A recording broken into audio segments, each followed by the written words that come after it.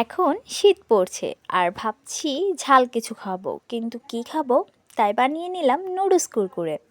কোনো ঝামেলা ছাড়াই নিয়ে নিলাম কাঁচামরিচ, লেবু আর একটা শসা, ধনিয়া পাতা।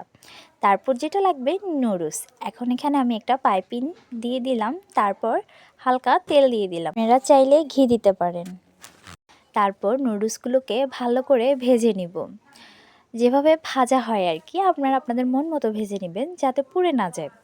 এই যে এখানে আমি এখন নুডলসগুলোকে ব্রাউন কালার করে নিলাম, তাতে অনেকটা মুচমুচে হবে। তারপর নুডলসগুলো ভাজা শেষে আমি একটা বাটিতে ঢেলে নিব মাখার জন্য, যেহেতু এটা নুডলস কুরকুরে তাতে শুকনো থাকবে।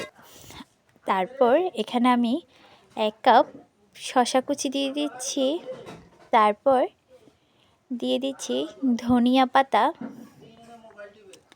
এরপরে দিয়ে দিচ্ছি কাঁচামরিচ, তারপর দিয়ে দিচ্ছি এখানে লেবুর চামড়া সহ লেবুর রস, তারপর দিয়ে দিব ম্যাগি নুডলসের মশলা, যেটা ছাড়া এটা অসম্পূর্ণ। আপনারা চাইলে টমেটো সস ব্যবহার করতে পারেন, তাতে টেস্টটা আরও বাড়বে। যেহেতু আমার হাতের কাছে নাই তাতে আমি দিলাম না।